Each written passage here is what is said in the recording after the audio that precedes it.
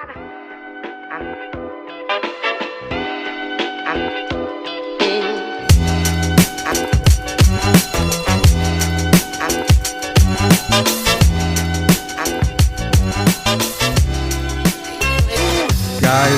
a new episode is here. We're excited to bring it to you. Thank you so much for listening to this show. If you are new to this show is all about bringing together different perspectives. Your boy Dante and I talk about things ranging from pop culture to politics, entertainment, music, everything. If there's something or a reason why y'all listen to the show, you will find it. The world is confusing. We try to make sense of it on the show, and we never shy away from difficult conversations on the show.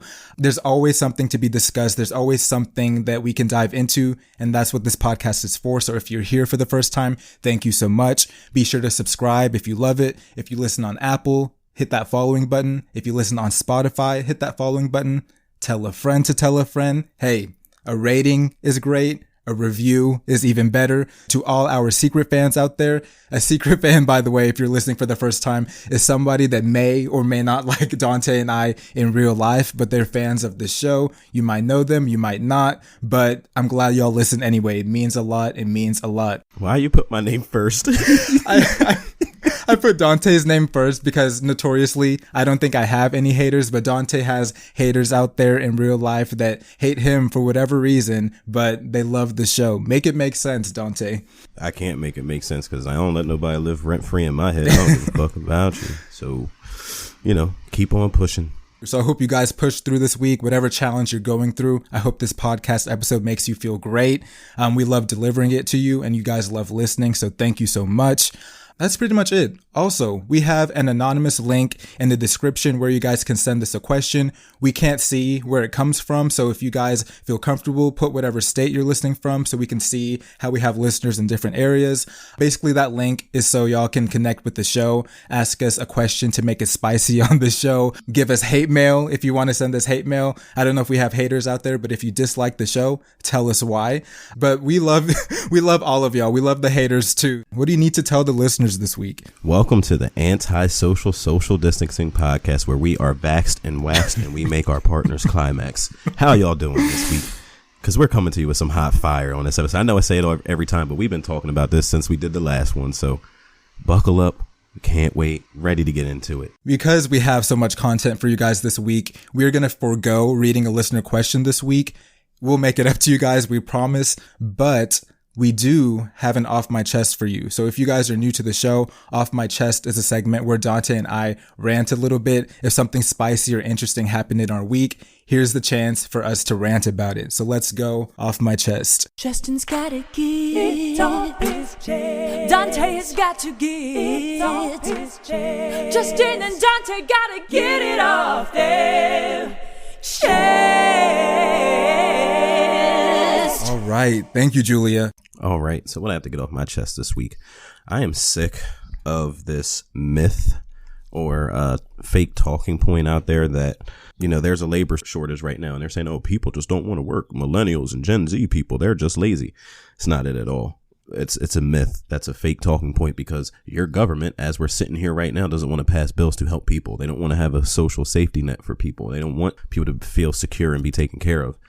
People just want livable wages. And I don't think that's too much to ask in this country. So don't say, oh, well, our restaurant is closing early because don't be mean to the staff that actually decided to show up today and work because everybody's getting this free money. Where the free money at? Because give me some. Right. You can never have enough money. What's that story with the orphan? He's like, can I have some more, sir? Yeah, please, give me some more money. One morsel. Yeah, like, can I have some more coins, sir? Yeah, give me some more. It's a myth. $7.25, $7.50, wherever the minimum wage is where you live is not a livable wage. I'll tell you a story. One time when I was in high school, I worked at McDonald's. I was making $7.25 an hour, and I was, flipping burgers or whatever. Me and a guy that was my friend, and the manager comes back and he's like, hey guys, somebody really made a mess in the bathroom. I need one of you guys to go take care of that. I'm sitting there and I look at him. I was like, I make $7.25 an hour. I'm not touching nobody's shit. So you got to ask somebody else to do this. He looked at my boy. My boy was like, I'm not doing it either, Joe. I don't know what to tell you. He got the mop, was huffing and puffing. He's like, you guys will never be managers at McDonald's with that attitude. I said, nigga, look, I ain't talking down on nobody. I don't know what your life situation is, but I was like, nigga, I am in high school. I don't want to be a manager at McDonald's. I'm real good on that. I'm continuing my education, so hopefully other doors open for me. And if it ain't a door, hopefully it's a window. But something better will come my way. So let's stop talking down on people saying, no, they don't want to work or they're lazy. No, people want livable wages. People are really sticking to it this time. They're not accepting jobs that aren't paying them livable wages. And companies are bending to their will, offering unlimited PTO, offering working from home forever, paying more. Good job. Let's keep it up. But that was a good off my chest. This week for my off my chest, last week we talked about the Cowboys game and the Eagles they played on Monday Night Football. I told y'all the Cowboys would win and they won handily. Dante over here, he was talking big mess, talking about, oh, we're gonna win, we're gonna break you down. I'm like, okay. The Cowboys won 41-21 as I expected. And now Dante has to eat crow or eat eagle, whatever you want, take your pick. But you know, Dante, you should not bet against me because you will lose. And that goes to anybody out there that bets me when it comes to sports. You will lose, okay? So, Dante, pick up your tears, get that handkerchief, dab them down. It's okay. The Cowboys won. We're really good, and we're going to win the division. Listen, I got off that narcotic a while ago. I don't let that stuff affect me in that way. It is what it is. Y'all won. Y'all were the better. Y'all are obviously the better team. Like, that's not even close. You can't even debate that. Like, y'all are the better team, period, point blank. And I'm happy for y'all because get that money, black man. I support Dak Prescott. My gosh. Kinda. Actually, I've got to think about some of his stances in life, but put some respect. He ain't no Russell Wilson. Look, see how he jumps from bandwagon to bandwagon first? He's an Eagles fan. And now to disrespect Dak, he's now bringing up Russell Wilson. Russell Wilson plays for the Seahawks. Root for your own team. Root for Jalen Hurts and all those other people on your team. They all birds, bro. They all birds. That's your team. And also, by the way, Dante, if you're listening, I'm recording in Texas. Dante is recording in New Jersey. We are not in the same room, but Dante is from New Jersey. If we're going to be honest, Dante shouldn't even have an NFL team because New Jersey doesn't even have a football team. So the fact that he even claims a team is embarrassing. That's a lie. That's a lie. We have 2 football teams in New Jersey. The stadiums the are team in New Jersey. Is not. The Jets and Giants. Physically, they are. No. So Jersey has 2 teams. Philadelphia is way closer than the Meadowlands is to me. So, you know, it is what it is. I'm a recovering Eagles fan. Put it like that. He shouldn't even have a team, but nevertheless, it is what it is. He'll claim to whatever's closer to him. So, Dante, it's okay. It's okay. There's a lot of states out there that don't have a team, unfortunately. So, you know, Texas, we have 2. California, I think, has 4. I hope we clip this, and I can't wait for when that team falls on their ass. And y'all got to hear Justin come on here and be like, well, you know, it's really our head coach's fault. Or, you know, Kellen Moore really, he's not really a genius. Sorry, I only converse with teams that are above 500, so I don't know. Next segment. What's our first story this week, Dante? Yeah, so our first story this week, it ties into Justin's questionable off my chest about the Cowboys, but nonetheless, no hate. The NFL announced their Super Bowl 2022 halftime show this year, and it will be headlined by Kendrick Lamar, Eminem, Dr. Dre, Mary J., and Snoop Dogg. The Super Bowl is in Los Angeles, and Justin, what are your thoughts on this lineup here? Interesting. Beautiful gowns. I think I think that it's a bold choice. If you guys don't know, Jay-Z is now in charge of orchestrating who performs at the Super Bowl. He's working with the NFL with the halftime show, and it started with the J-Lo and Shakira Super Bowl. He picked them. He also picked The Weeknd, and now it looks like it's a conglomerate of people performing this year. So Kendrick Lamar, Snoop Dogg, Mary J. Blige, Dr. Dre, and Eminem. I think that it's a bold choice. I think that they're really trying to emphasize LA this year because they just built a new stadium out there, and it'd be great if LA artists perform, and that's what's happening.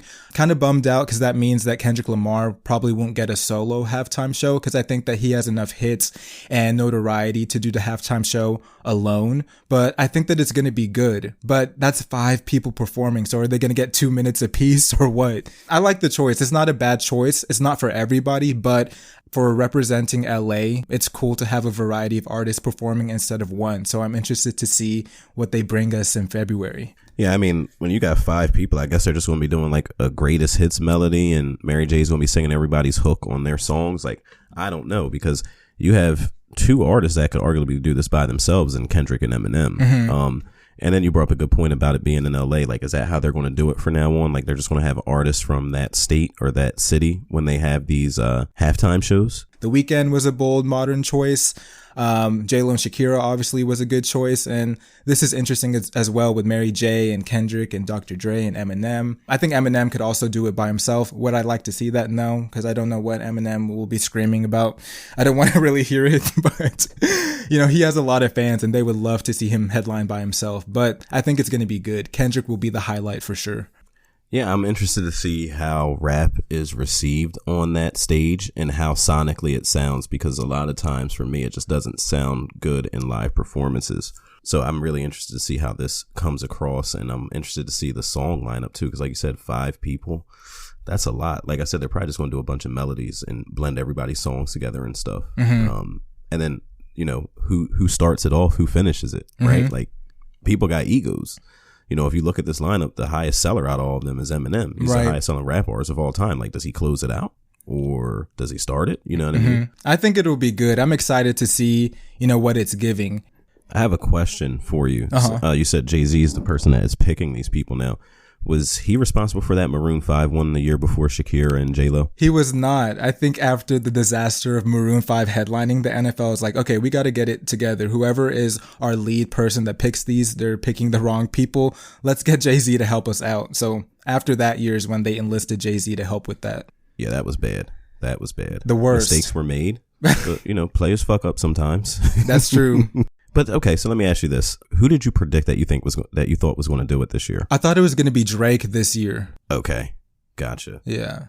Drake strikes me as a guy that's too cool for school, and he probably I don't need to have a halftime show. You know what I mean? I feel like he might be bigger than the halftime show. Is why we're talking about allegedly. I can't say that enough. Allegedly, Pedo Poppy. Is there anything you want to say about that? About Pedo Poppy or what? Yeah, because you said something when we were off air before we started recording, and you had a good point.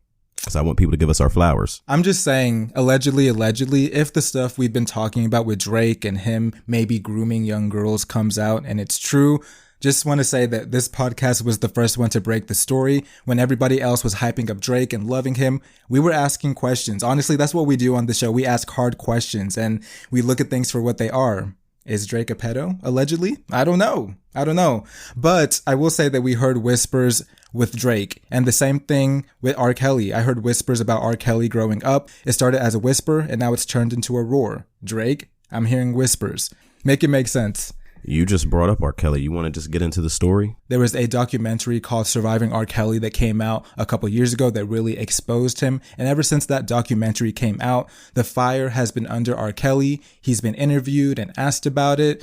Everybody remembers the infamous Gayle King interview where he's sitting there. I didn't do this. Y'all killing me, man. This guy, he said needs I got help. 5, 6, 50 of them locked up in my basement. He's crazy. Everybody in the industry knew. And for anybody acting surprised, they're fake. Because if I, as somebody who's not in Hollywood, I don't run in those circles, I in Texas, if we knew, people in the industry knew too. So this isn't news to me. And a lot of celebrities have to answer for the fact that they worked with him. And not even so much the people, and I agree with what you're saying, but not even so much the people that just did songs with him, right? Like I'm talking about the people that were like in the trenches with him. Like Timbo was real close to Aaliyah, right? So was Missy. They didn't know what was going on. Like, some people got to answer some hard questions here. She never talked about what's going on in her personal life, all the hours that go into recording and mixing and editing, working on an album. You get to know somebody pretty well. So I find it hard to believe that they didn't know anything. I do too. I do too. I'm not buying it. But at the end of the day, he's being brought to justice. We'll see how long he's going to serve. Hopefully it's for a long time, and hopefully it serves as a lesson for people in the industry. Do not condone this behavior. Do not look the other way. If somebody has whispers about them, investigate, and I'm sure you'll find something. And I wish it happened earlier. I agree with what you said, but sometimes, you have people out there that try to take you down for the sake of it because they don't like you or like something about you. And sometimes you can investigate stuff and you might not find anything, but it's still worth investigating. It's always okay to ask questions and look for answers. All right. So moving right along, last week we talked about some people's fave, the Red Table Queen, Jada Pinkett Smith, talking about, her 50th birthday. She is doing a lot of reflection and she wants to learn how to love. She just want to feel good. Feel good. Will Smith was in GQ this week. The headline is Will Smith discusses his unconventional relationship with Jada Pinkett Smith. Marriage for us can't be a prison. In this, Will Smith confirmed he and Jada have an open relationship and admitted she's never believed in a conventional marriage a year later from that entanglement drama. Wow. Marriage for us, a quote, marriage for us cannot be a prison. I don't suggest our road for anybody. Justin, I'll let you start because I got some things to say. Sure. I don't know. For me, it's like not my relationship, not my problem. What works for Will Smith works for him. In the article, it also mentions that Will Smith has also had his own relationships outside of their marriage. Because I know a lot of people like to pile on Jada and act like she's the only one that steps outside of their marriage. But Will Smith also has his own, entanglements, if we're calling it that. And I think it's fair to paint both sides to the story. The Smiths, they're unconventional. Jada is unconventional. So if it works for them, that's great. It wouldn't work for me. And that's okay. My relationship isn't for everybody and their relationship isn't for everybody. So if they're happy, I'm happy. So that's how I see it. Because you said you had a lot of things to say. What do you have to say? No, I mean, I just have some things to say. Listen, you hit the nail on the head when you said it's not my relationship, right? You don't have to be in a relationship with Will Smith, neither do I. You don't have to be in a relationship with Jada, neither do I. How they decide to be in a relationship is their business. You can't make this information public and not expect people to talk about it and ask questions and even judge you on it. She has said a lot of things that made me personally, I'm not speaking for Justin, be like, hey, listen, I would never be with somebody like that. Like, especially last week, y'all heard me say it. Like, if you're telling me that you don't know how to love and we then had kids together, you don't love your kids or you don't know how to love your kids, what have you shown them their whole lives so far? Me personally, listen, love is never a possession. Nobody owns you just because they love you, right? And if you work out in the parameters of your relationship that, hey, you can go on dates with whoever you want, you can sleep with whoever you want. For me, personally, that wouldn't fly with me. I don't want to be with you then. Like, if that's what you want to do, then go do that. Leave me out of it. If that's how you want to live, I'm taking my heart off the table because I'm not going to put myself through that. Maybe he's a better man than me. Maybe he's a stronger man than me, or maybe he just don't give a fuck. Mm-hmm. I don't know, but it seems like it's been working for them. I just don't want to see him on that red table talk again, crying and yeah, I was messed up too. Nah, I don't want to hear none of that because you put yourself in this predicament. You agreed to that with that woman. And she agreed to that with you. So I said, save me the tears. Save your tears like The Weeknd said, Justin's fave. Oh my gosh, not my fave, never my fave. That is the king of boys, The Weeknd. Everybody loves The Weeknd, I guess. For me, I think the Red Table Talk discussion that they had last year was more so damage control. I think once the August Alsina stuff got out there, they needed to do damage control. Will Smith, like I said, engages in his own entanglements, allegedly. They've agreed to that, so I'm not going to feel sorry for him because he agreed to it. What was interesting to me is how he said that he doesn't want marriage to be a prison. And that was interesting to me because I wonder if people see marriage as a prison, tying yourself down to one person for the rest of your life. Some people can see that as, a prison. So I wonder if he's the type that never wanted to get married to begin with. He got tied down to Jada, had 2 kids, and now feels in a way trapped because he wants to get out, but he can't. So since they've made this agreement to be with each other forever, if we're going to still be together, let's see other people on the side and still maintain our marriage. And that's what's keeping their marriage going this long. Otherwise, they would just be divorced, maybe. You said a lot there, and I was trying to keep up with you, so I got some questions for you about what you said. Mm-hmm. You said, people, maybe they see marriage as a prison. Why would you get married then? Right? Like, if you see marriage as a prison, why be in it? And then you said about, hey, maybe, they got married and he views it as a prison, so that's why they have the agreement that they have because he can't leave. Well, why can't you? Why can't you leave it? If you're unhappy, then bounce. That's how I look at it. Well, it's easy for you to say. It's easy for you to say. I think power couples have a pressure to stay together. Being in Hollywood, having all these eyes on top of you, everybody calling you couple goals, it puts a lot of pressure on you to maintain your marriage because you don't want to disappoint the public. I get that the public isn't part of your relationship, but I feel like they have to maintain their status in Hollywood. Well, that's the most important thing that you just said. The public is not a part of your relationship. Like, look at all the people, all the celebrities who are more famous than them that have gotten all these divorces, that have had multiple husbands and wives and partners and everything. Like, cool image. Cool. You're doing it for an image. If that's the reason, that's fine. Like you said, my point of contention is don't be up there crying because this is what you signed up for. Right. Like, and you and I have talked about this on the pod and off the pod, right? Like, I don't feel too bad for people who put themselves in situations. I don't. You made the cliche, right? You made that bed, so sleep in it. Don't come here crying because some man was blowing your wife back out. Like, you agreed to having open relationships. Because are you crying when you're blowing somebody else's back out? You're taking his tears as literal tears. That was damage control, that red table talk, because he's doing the same thing. I really don't think that he's really sad over Jada and August Alsina's side relationship. That's what you think. I mean, the man's an actor. Allegedly. He's a really great actor. He looked hurt.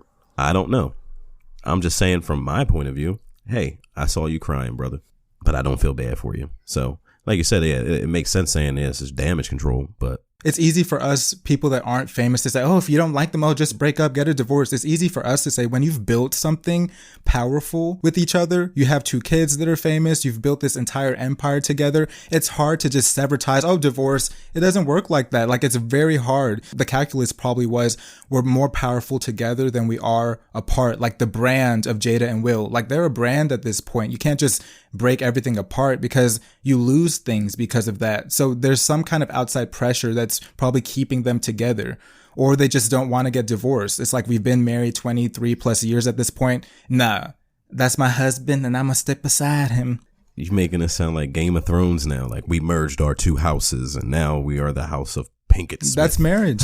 Like Amy from Gone Girl said at the end credits, that's marriage. Excellent movie. Sidebar, if you guys have never seen Gone Girl, please go see it. Excellent movie. Excellent movie. I have some pushback about something that you said, though, about power couple stuff. Is she a household name? I'm being serious here, right? Like, no, I'm being serious. Like, you look at his IMDb, the TV show, the movies, the Oscar nods. Like, Will Smith is very well known. He's that guy. He's headline. He was the highest paid person for a period of time. Like, is a power couple if one person brings, 80% of the power? Yes. I'm asking a serious question. No, it is because of their status. Yes, Will Smith has done way more than Jada. I think her not doing as much doesn't make her any less relevant in terms of the status of their relationship. All right, cool. All right, Justin. So one thing that we talked about some situations or entanglements and wanting to feel good. Mm-hmm. And we posed this question to each other and really to the listeners. We can talk it out now, the scenario, right? Your significant other has a kid with someone else. Would you stay and would you raise that kid with them? I would not stay and I would not raise that kid. Honestly, Dante and I started this conversation because if you guys have never seen the film Fences is about this man. He works hard. He has a wife that loves him so much. They have what seems to be a perfect and loving relationship. And then at the climax of the movie, it's found out that he has a whole side family, and it breaks Viola Davis's character. And she has this big blow up. I've been here with you, Troy. I gave 18 years of my life just to stand in the same spot as you. Don't you ever think I wanted other things? Don't you ever think I had dreams and hopes? What about my life? What about me? I got a life too. I gave 18 years of my life to stand in the same spot as you. Don't you think I ever wanted other things? Don't you think I had dreams and hopes? What about my life? What about me? So that was her big Oscar scene, and it was great. She won an Oscar because of it, but the point of what I'm saying is that this man had a side baby on her, and she still stayed with him at the end of the day, and I think she even took care of that love baby. You're missing the most important part. She raised that kid like it was her own because the mother of the kid died during birth. She raised that kid. He died. She's still raising that kid. That kid don't know anything different than Viola Davis being their mom in that movie. That's deep. It is deep because stuff like this has happened. Whew. Did she do that out of the kindness of her heart for that kid because the kid wouldn't have a mother, or did she do that because she loved him so much? I think she did it because she had no other option. If she divorced him, because I don't think she was working, like she would have no place to go, no money. This was, I think, in the 50s or so. So a black woman has limited options in terms of getting stable income enough to get her own place to live without her husband there. And she does have a child who she's raising as well, who is younger than 18. So it's hard for her to leave. So I think her only option was to stay, which is sad. Would I do that? Hell no. Hell no. I would not do that. I would get a divorce. I would not entertain that. There are some people that are better than me that would love that child as their own. And that's great. That's great. If you want to do that, that's great. I applaud you because every kid out there does need love. People do need father figures out there, but it couldn't be me. And I don't want to sound mean or anything, but that's just me. Dante asked me an honest question and I'm giving an honest answer. It could not be me. It couldn't. Because I know there's plenty of people out there that raise other people's kids. I couldn't do it. Because that's more money. People don't think about it, especially if you have your own kids together and now you're bringing another mouth to feed. That's more drain on your finances. And I think that's kind of a selfish thing to say. But as a 24-year-old with where I stand right now, that's a lot of money to raise a kid that's not even your own. I couldn't do it. And especially because the baby was birthed through stepping outside the relationship. So if you're stepping out on me, having a kid and expecting me to raise it, no. Your baby, your money, your problem. I was laughing this whole time Joseph was talking when I was on mute. Here's the thing. Would I stay? Would I raise that kid? Listen, guys, I have a lot of love in my heart. I'm a very understanding person. I have a lot of empathy. Fuck no, I wouldn't stay and raise that kid. You're out your goddamn mind. Like Justice said, the most important part about that is you stepped out on our relationship and had a kid by somebody else. Can't do that. If I met you and you had kids before we met, that's a different story. Being somebody's stepdaddy, when the kid was already birthed, y'all didn't know each other when that kid was born. Completely different. I commend stepfathers and stepmothers out there that take that responsibility on and love those kids and don't treat them no different and are stepping up in the place of somebody else who was not there. That's tough. And I have nothing but respect for it. Now, on the flip side of that, if the person steps out on you and has a kid but someone else and you decide to stay and raise it, I don't know if respect is the word that I have for you, because me personally, I couldn't do it. I wouldn't do it. Not my pig, not my farm. The relationship's over. Anything that we had together is over. And since we're being honest on this podcast and asking honest questions, I've never been in this relationship. I've never been in this situation. I don't even have kids yet, right? So I've never been in this relationship. Let's say that happens and you already have kids, just like in the movie, right? So she already has a son. Mm-hmm. He steps out. The kid is born. That's not hers, but she stays and raises it. Do they love them kids equally? Is she in the back of your head, or you always want to say, well, this is my real kid and this one this is just a situation? Mm. That's crazy, because like any normal human is going to, have at least thoughts like that, I would assume. So I don't think so. I think that we're overrating how people can have love for somebody else. And of course, we're not in this situation, so it's hard for us to say, but people adopt kids all the time. They take in a kid that's not theirs and raise it like it's their own. Yeah, sure. But the situation is that the person that you love and you're in love with broke your heart doing this, right? So it's a little different than just adopting a kid. There's no baggage. It is different, but the point remains that it's a kid that's not yours. Yes, that kid was born through cheating. It's still a kid that you're raising that is not from you. And same way with adoption, it's a kid that's not yours. So you're still raising it and loving it as your own. Because there's no point in taking in another kid and raising it like it's yours and not loving that child. Same way with adoption. Like, why would you adopt somebody and not love that child? Right. I see what you're saying, but I just think that the variables are different. I think the variables are a lot different there. You're adopting a child. You wanted to open your heart to a kid that you don't know because, you have that in you and you want to love a kid and raise a kid that's not yours. Adoption. Cool. This gets thrown upon you because your partner wasn't faithful to you. They're two different mindsets and two different situations. The variables are different. The end result could be the same. I'm going to raise this kid, love this kid. Sure. But what got you there? Completely different. Right. But the thing is, if you didn't love this child, you wouldn't take them in the first place. There's people that have kids that don't love their kids now, that they still raise them, like in the movie Fences, right? He didn't love his son, I don't think. He said, I don't got to like you.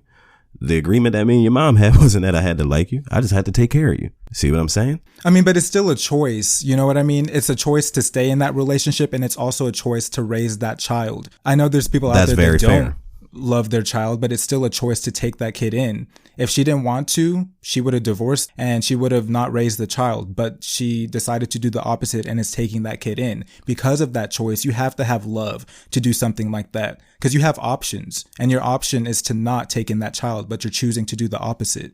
Yeah, that's true. You didn't have to sign up for that, but you did. And I hope that if you did, you're doing the right thing for that kid. Well, we'll never know. We'll never know. I mean, shit. I hope I'm never in that situation to know, because I mean, I told y'all my answer on here already. Nah, deuces. I'm out of here. Good luck. I'm not built for that. I'm not raising a kid that's not mine, especially when it's born from cheating. I would not do that. I would not do that at all. And I hope you guys don't do that either. Actually, maybe some of y'all don't care, and maybe y'all are doing it right now and you're like, man, these people are judging us. Like, this sucks. We're going to stop listening. Keep listening. Listen, I'm not judging you. We don't support struggle love on this podcast. I don't care. I feel comfortable speaking for Justin in this sense. We don't support struggle, though. Listen, if you want to sit there and listen to all that Mary J and Keisha Cole, no, that's cool. And Fantasia. We ain't judging you. I'm just saying. Whatever. I'm just saying. That's all I want to say about that. I'm just saying. But, write in. Let us know. Would you do it? Yeah, would y'all do it? What circumstances would allow for you to take in that child? If you were a woman and you didn't have any other options, do you think that if you didn't take in that child that you would be put out on the street? Kind of a messed up thing to do if you think about it. Cheat on somebody, have a baby outside the marriage, and kick your wife or your significant other out the house. That's messed up. But I'm sure it's happened to some people. That's cold-blooded. There's a special place in hell for you, man. Special place in hell for you if you do that. Really don't care. But yeah, that's our answer on that. So guys, last week, we ended the podcast on, questions that you could ask on a first date and what is first date etiquette. And we put up a poll. And the question that we asked to all of our followers on Instagram was, is it inappropriate to ask someone if they eat ass while on a first date? The poll came back 63% yes, 37% no. To that 37%, I ride with you because you bold. You ain't hiding. I like it. That 63%. Some of y'all voted because of how it looks. I don't believe societal pressures. I don't believe that this is the really a 2 out of 3 thing here. So that's just my opinion. If you're one of those people that said no, then when is the right time to ask that question? Because you don't want to get to the moment and they'd be like, yeah, I don't do that. Well, maybe you wouldn't have been in this predicament if you would have found out, if you would have asked them before. So when is it appropriate? The second date? Third date? To be honest, that specific question is not a deal breaker, to be honest, because some people can live without that. Some people are scared of that. So, hey, everybody's choice is their choice. So I don't judge you at all. I really don't think that question is do or die. For some people, it is, honestly. I'm talking about deal breaker questions anyway, though. So, like, what's the point of being shy on the first date? Because this is the time this is like an interview for both of you. Let's figure out how we align here. Let's see if we have things in common. Let's see if there's a point in pursuing this. Maybe your line in the sand is like, hey, listen, you smoke. I don't like smokers. Cool. We can go our separate ways and let's split this check because I ain't paying for it. We can go our separate ways, Hey. Or maybe they're like, hey, I've always voted Republican. Cool. You believe in trickle down economics? You pay for this whole check, then it could trickle down. What you're saying right now is actually conjuring something in my mind. So we always talk about how guys are always expected to pay the bill, especially on a first date. The guy, it's the gentlemanly thing to do to pay for the bill. I think that what guys should start doing, ask hard questions on the first date. That way, if you're not a conservative or a Republican and the person that you're dating says they are, split the bill. If somebody doesn't like whatever it is that you're into and that's a deal breaker for you and you know that you're not going to go anywhere in that relationship, split the bill. How about that? That way you're saving money and you're not wasting your time on somebody that doesn't align with you. I completely 100% agree, right? Like if this was whack and we don't have, any chemistry or vibe here, why would I still pay for this? We went on a fact finding mission. The facts I found I didn't like. Hey, let's split this bill. Like why am I obligated, expected to pay for this? Especially if it's a first date going into it, it's like, no, we should probably split this bill because we not a couple. We not really even friends. Right. I don't know. We're just getting to know each other. Yeah, you a stranger. I don't owe you anything. So I don't know. Maybe it's a hot theory. Maybe it's not. But I really don't think that one person or the other should be paying the bill anyway. But y'all know I've been called radical before. It's not anything new. So I don't know. That's just my theory. But what do y'all think? Write in the anonymous question thing. What's bad first date etiquette? Let us know. Okay, so our next story, if you guys saw or follow, Miguel and his longtime wife or girlfriend turned wife, they broke up after they were together for 17 years. And a lot of people worship this couple. They're always like couple goals, couple this and couple that. And now they're no longer together. So they were together for, I think, 10 years before he finally put a ring on it and was engaged to her. And now they're no longer together. And the reason why I brought this up is because I wanted to talk about red flags and putting, celebrities on a pedestal. I think we should stop with this idea of couple goals. Like we talked about Will and Jada earlier and how people put them on a pedestal.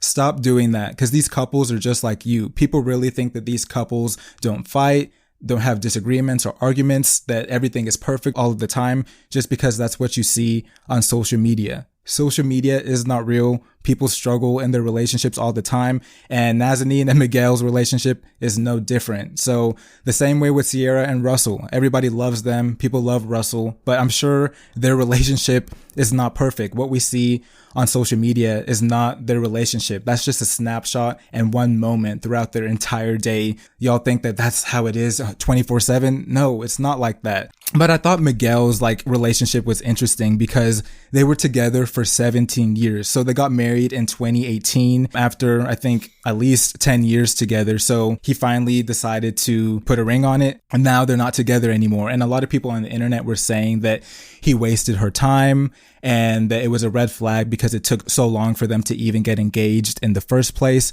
So what do you think? Do you think that it is a red flag that it took so long?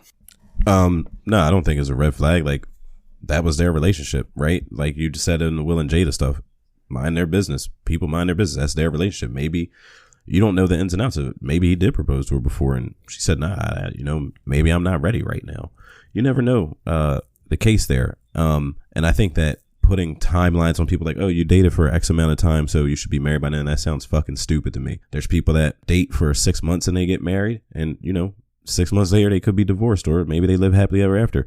Everybody's life is different. Everybody's circumstances are different. Everybody's timeline is different. We all don't wake up to the same alarm clock. And I think judging and looking into that is strange. I don't think he wasted her time. They've shared a lot of love and a lot of experience together and stuff that they'll remember forever. So I don't think that any serious relationship is a waste of time. You should look at it as a learning experience and a growth experience. You should take something away from it.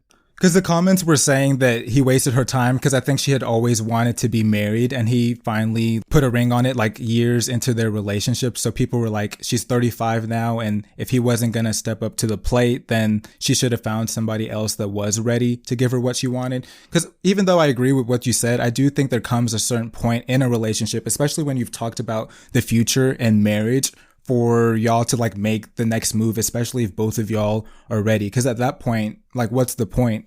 Because I think Jennifer Hudson was engaged for like 9 years and she never married the person that she was with. And people were like, yep, I knew it was a red flag because they were engaged for 9 years. Because if you're engaged, the point is to get married like soon. So to wait 9 years, it doesn't really make sense. So that's why I think it's a red flag. I mean, that's different than what we're talking about. But yeah, like that is strange. Like, what are we waiting for 9 years to be engaged? Yeah, sure. That's weird. But I just think that everybody's relationship is different, man. And like putting a timeline on, hey, we have to do this by here, or we have to do this by then. That's weird to me. Like, everybody's process, everybody's flow is different. The ins and outs of everybody's relationship is different. But the original point that you made, I do agree that people should stop putting celebrities on a pedestal and being like, oh, couple goals, or like, something that's weird about IG that I see, like people they'll put on their story like a celebrity's like Instagram post or whatever. I'm like, why are you sharing this? It's weird. That's just my opinion. As a side note, when you made me think about, putting celebrities on a pedestal, like, think about it. They should stop doing that, because there's a song out there called Unbreakable by Alicia Keys, and she talks about having that Bill and Camille love. That didn't age too well. That aged like milk, so maybe we should stop putting people on pedestals. Your queen, not you in general, but like people's queen, Beyonce, people fight. Like you said, social media is fake. We saw a video of her sister swinging at Jay-Z.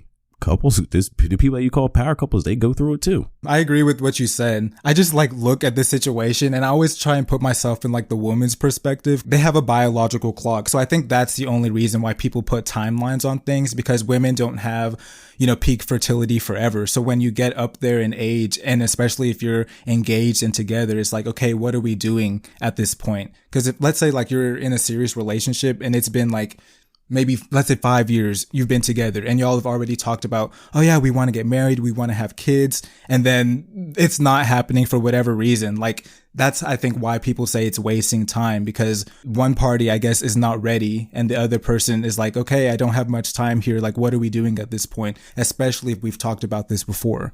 Then leave. Somebody's not giving you what you want, leave. Like you said, right? This isn't a marriage, so it's not complicated. Leave. That's all it is to it. You're not being held hostage. Well, you're not being held hostage, but if the other person has been like telling you, oh yeah, we're getting married, like, why would you leave if somebody has given you the intent that they're going to marry you? But like you just said with the Jennifer Hudson thing, right? It didn't happen. and you're talking about, you know, a biological clock and wasting people's time, okay, leave. That goes for both people. Leave. The biological clock thing is super interesting because like that is a real thing, even though, you know, the further we progress in this life, you know, like the age that women are able to have kids is increasing. And if you look at like the studies and the reports, like our generation is having less kids, and when they have kids, they're having them later too. I don't know. I just find it very interesting.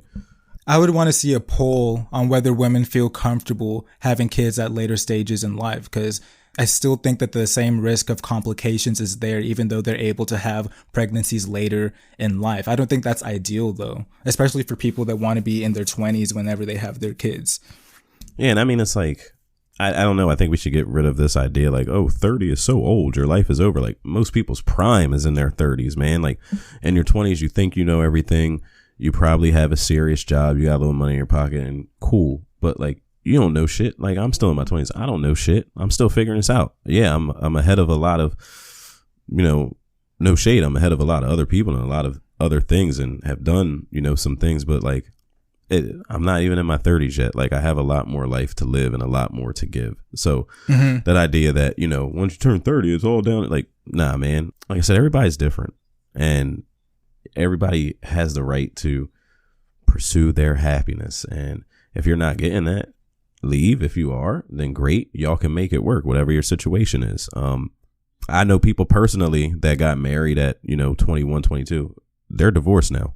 You know what I'm saying? So yeah, no, I agree with you. I think we should stop with this invisible timeline of all these life events have to happen by a certain age, because that's not possible or realistic for everybody, because like you said, everybody is different. I will say though that if you're like one of the parties in that relationship and you don't want to get married or you don't want to have kids, but you're like leading somebody on, that's where I agree that it's wasting time, because you have to be responsible on your end and say, I'm not ready for this. If you are, I feel like you will not get what you want out of this, so you might be happier with somebody else. Let the person know so they can make that decision before it's too late, because 35 and spending 17 years together and then it ending, I would be pissed. Man, I would be pissed. Oh, I mean, look, you're right about that. Like, if you feel in your heart that, like, hey, I've been thinking about it, I don't ever want to get married, I don't ever want to have kids, you need to let somebody know that, because that's how people get mad and that's how they destroy your property and do things to you, because that is wasting time. Like you just said, if you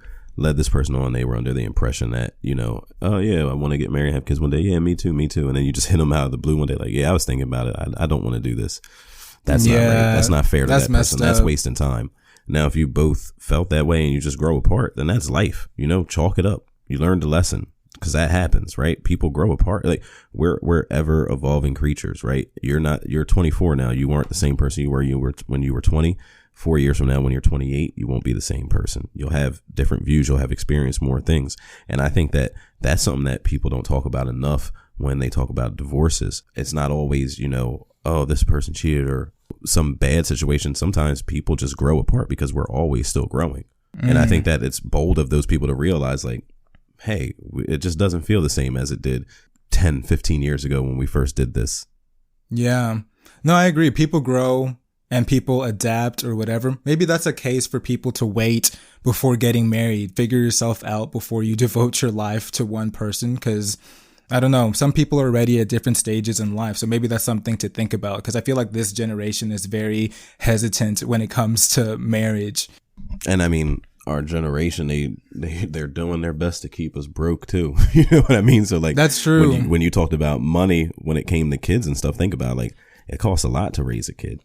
It costs a lot to get married, mortgages, rent, all that stuff. Like, they are trying, and then student loans on top of that. So like, when people from the previous generations before us, you know, when I was 21, I had 2 cars and 2 kids and a mortgage. That's cool, dude. You think you could do that in today's money when you were 21? He couldn't. Tell me about it. Tell me about it. Tell me more, my guy. Without a college degree too? Tell me more, my guy. Right. It's 2 different worlds. And I think the older generation has to realize that this ain't 1972 anymore. The world is changing. Minimum wage is not rising. people are working harder and longer for less money. Yeah, the pay rate's the same as when you did that. But I'll tell you what, the cost of living is not the same. The cost of gas is not the same. The cost of everything is not the same. But that pay's still the same. You know, I love seeing those infographics where like, yeah, for $40,000 back in the day, your wife could stay home from work and you could have 3 kids at home and 2 cars and a vacation house. Like, you can't do that. You can't go to school for $40,000. We're going through it. We really are going through it. It's not fair. Y'all's tuition was way less. Like, it's not even comparable in any way. So I guess the same way we look at the world is how we have to look at relationships and the future and our generation, what we value, what we don't. Full circle moment with Dante and minimum wage.